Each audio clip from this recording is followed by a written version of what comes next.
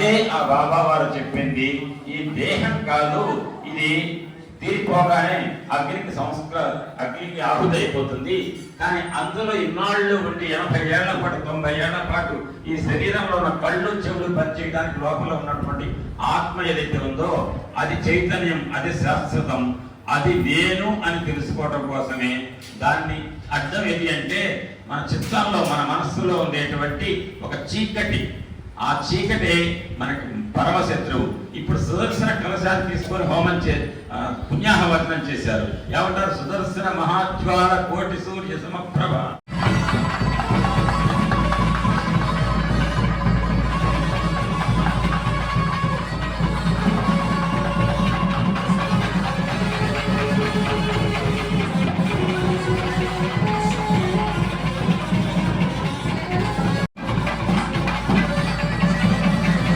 గుర్తుపెట్టుకోండి, అర్చక స్వామి వారు పీటల మీద కూర్చున్న వాళ్ళతో తాకింపచేశారు, మనందరికీ చూపించారు.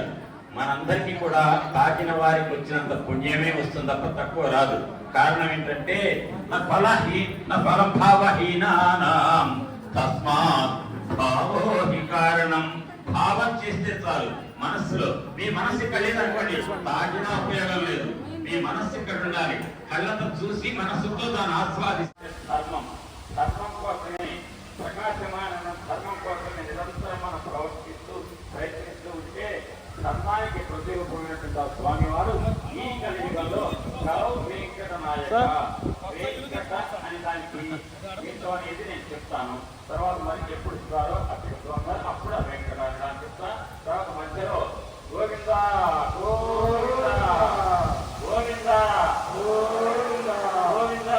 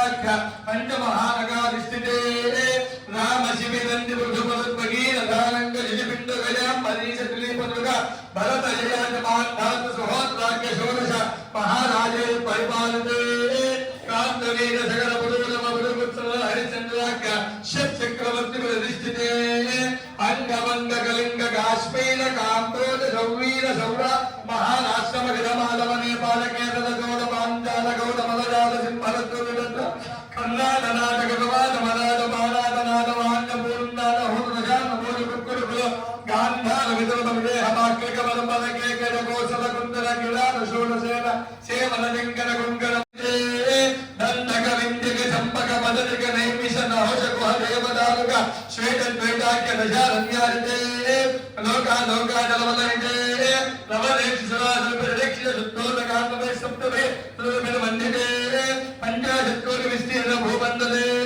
లక్ష యోజన విస్తీర్ణ జంబూ ద్వీపే భారత వర్షే భరతఖండే మహామానసరోరు అమరావతీశ్వేత ముఖేద్యాయ చిత్రకూట త్రికూట ద్రోణకూట చక్రవరాది శ్రీశైలకైలాసాదానీయ ఉపరి భూమధ్యరేఖాయ పూర్వ దిగ్భాగే వింధ్యస్య దక్షిణ దిగ్భాగే శ్రీశైలస్య ఆగ్నేయ ప్రదేశే కృష్ణా కావేర్యో మధ్యప్రదేశే కాంచీమండలే సింధో పశ్చిమదే ఓం సమస్త దేవతా బ్రాహ్మణ హరిహర సన్నిధో వివిధ సుగత క్రీడా విరాజమాన దశదిశా బహుళ పరిమళ మధుర భ్రమర లింగార లింగరగణం విడ గలగండ కూలి సదారంగేకి విరముఖరే మృతమిత సారస్వరస్వరజండే అతల విమల సత్కర నూత కల్పద ఛాయా విన్యస్య దీప్యమాన రత్న సింహాసనస్యోపరి శ్రేంద్ర రాజే చతుర్దశ వర్ణవందిన కాబోయే అల్లుడిని విష్ణు స్వరూపులుగా భావించి మహాలక్ష్మి స్వరూపులుగా తన బిడ్డనిచ్చి ఇచ్చేటప్పుడు ముందు కాళ్ళు కడిగి మహావిష్ణు స్వరూపిని ఇచ్చింది అత్తగారు. కాళ్ళు కడిగి ఆ పాద ప్రక్షాళన అనేది స్వామివారి ఇప్పుడు మనకు టైం ఇస్తారు, ఎప్పుడు చెప్పాలో అప్పుడు పాద ప్రక్షాళన గురించి చెప్తాను.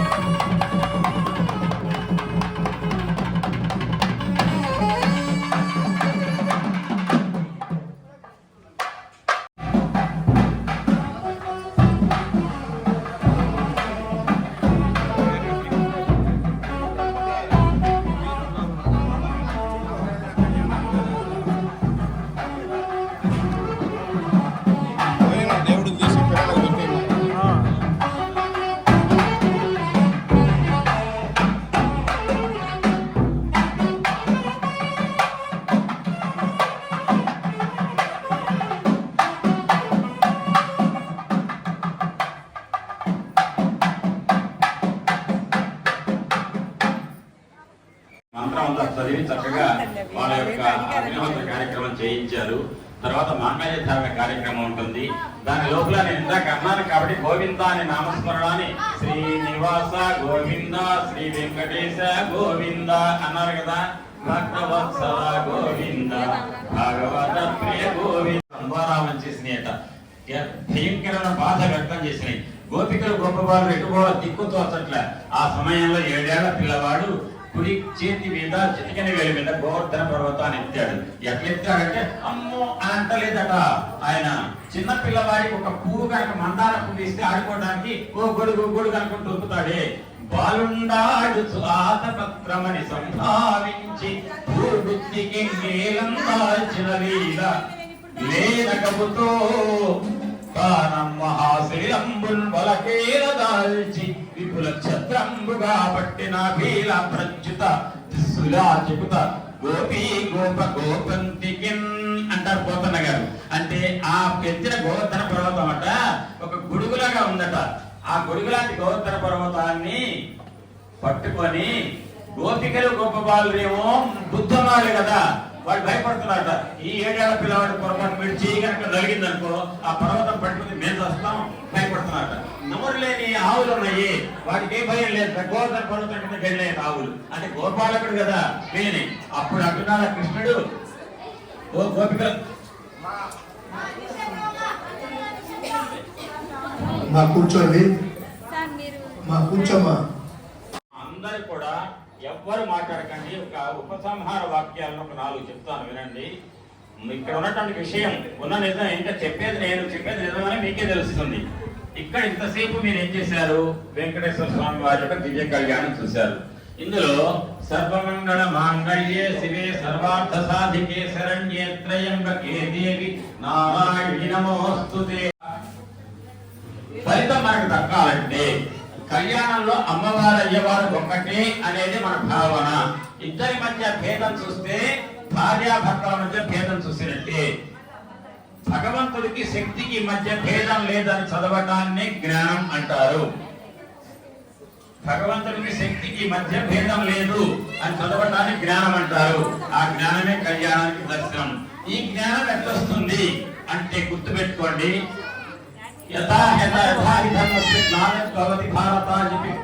చెప్పారు. ధర్మం ఎప్పుడైతే దెబ్బతింటుందో, అధర్మం ఎప్పుడైతే పెరుగుతుందో అధర్మాన్ని చెండాడటానికి నేను వస్తా అన్నాడు యుగయుగాను. కానీ ధర్మం మాట పెట్టండి. మనందరి దగ్గర ధర్మం అధర్మం కాదు, జ్ఞానం అజ్ఞానం, చీకటి. మనకు భగవంతుడు అంటే భక్తి లేదు, కలియుగ లక్షణం. కలి పురుషుడు మనల్ని కలిసి ఉండనివాడు, కలిసి ఉండనివ్వని వాడు కలి. అది మొదటి అక్షరాలు రెండవే కలి అంటే. కలిసి ఉండటం ఇష్టం లేదు ఆయన చెప్తాడు గురుచరిత్రలో. అటువంటి కలి పురుషుడిని ఎదుర్కొని భగవంతుడు తత్వానికి దగ్గరయ్యి ఆ జ్ఞానం రావాలంటే జ్ఞానావతారాలు కావాలి.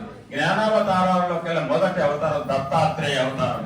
ఆ దత్తాత్రేయ స్వామి గారు మీ పుణ్యం ఎటువంటిదంటే అశ్వత్థ వృక్షం కింద పెద్ద రావి చెట్టు కింద అటు పక్క ఔదంబ వృక్షం ఒకటి వేసారు కదా, మేడి చెట్టు ఒకటి మొక్కేశారు, పెద్ద వృక్షం అవుతుంది.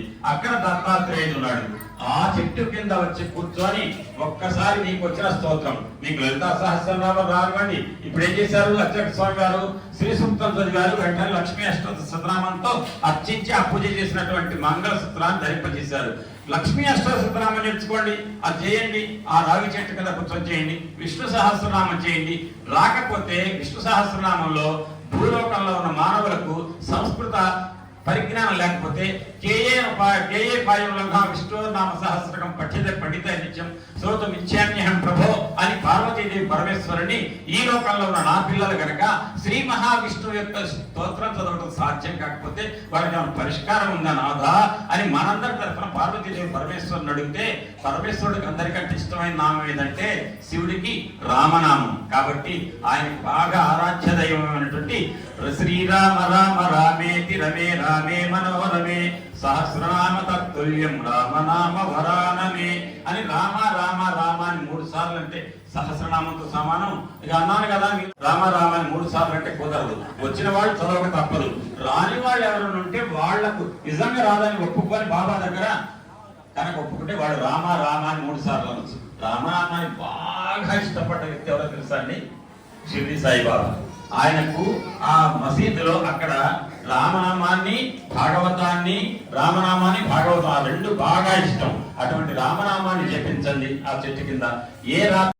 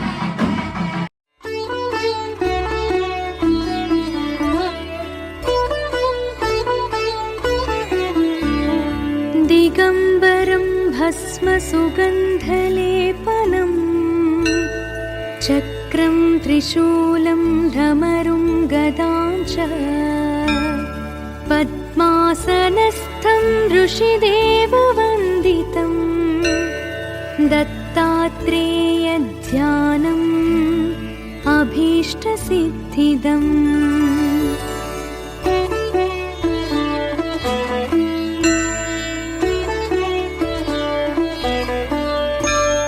मूलाधारे वारिजपद्मे सचतुष्के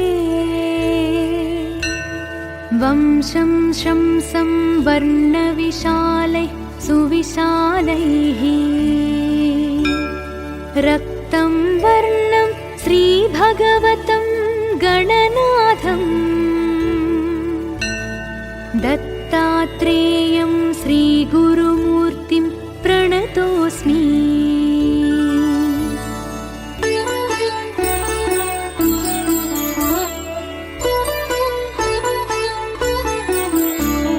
स्वाधिष्ठाने षड्दलपद्मे तनुलिङ्गे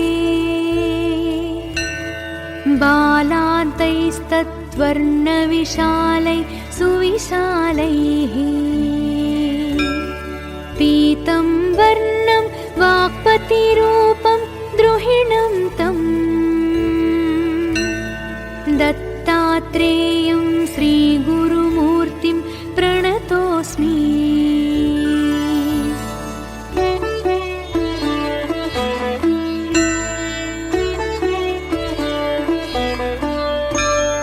नाभौ पद्मे पत्रदशाङ्के ढपवर्णे लक्ष्मीकान्तं गरुडारूढं मणिपुरे नीलवर्णं निर्गुणरूपं निगमाक्षम् दत्तात्रेयं श्रीगुरुमूर्तिं प्रणतोऽस्मि।